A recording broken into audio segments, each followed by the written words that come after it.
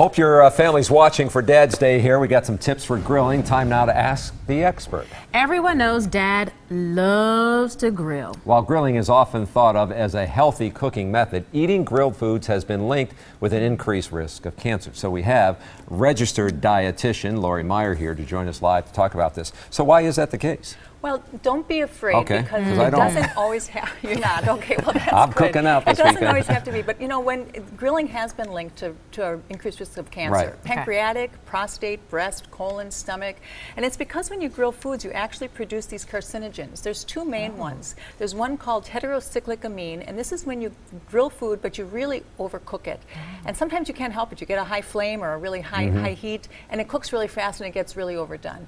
And the second one is a polycyclic aromatic hydrocarbon. And this is when the fat from the meat drips onto the coal, creates the smoke, then the smoke comes up onto the meat and it deposits these carcinogens on it. And so the more you grill food and how you grill it can actually increase your risk. So I'm sure that has to deal with what we can do to reduce the risk. And so one of the first things you can do is make sure you clean the grill, because all that gunk on there, those are some of those carcinogens. So clean that all off. You might want to lower the temperature. They find that more carcinogens above 325. So just lower the temperature or use indirect heat or use a drip pan. All of those can help. Another main thing that you can do is just use smaller cuts, maybe make kebabs, or if you're, I do chicken breasts and I'll flatten the chicken breast, or here's a pork chop that's butterflied, so that it's going to cook a little bit faster. You don't have to do those long cooking times that are going to actually make it go more well done. But the main thing is marinade. Yes, marinating is really important, and they're finding certain things in the marinade can actually improve or reduce the carcinogens. Peppers, chili pepper, can reduce. Almost 90% reduction, and rosemary, almost 90% reduction. Most of the other herbs, I have oregano and sage and mint, about 60% reduction.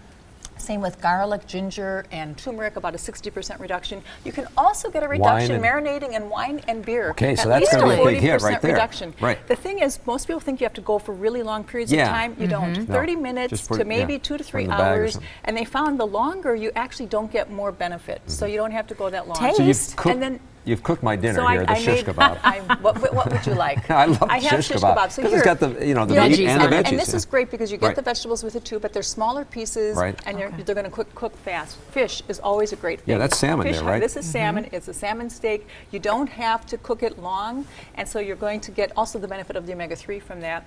Here's a chicken that I had pounded a little thinner, so it's going to cook faster. Here's that butterflied pork chop.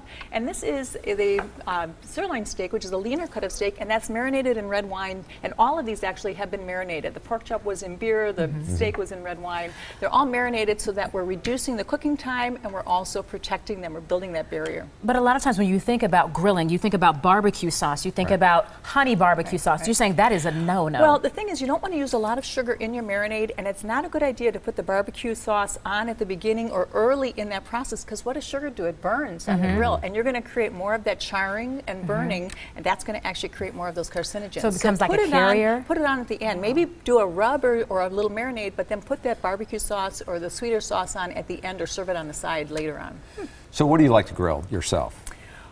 Apparently everything. Well, you see this spread you know here? what? I do. I love charcoal because I like the taste of the charcoal So you grill. use it but more than, I like steak, and I do love pork chops on the grill. That's like from childhood. Love that. And use a meat thermometer. You want to use the meat thermometer, and you also, 160 degrees for ground meats, 165 for ground poultry, and about 145 for most of your other roasts or steaks.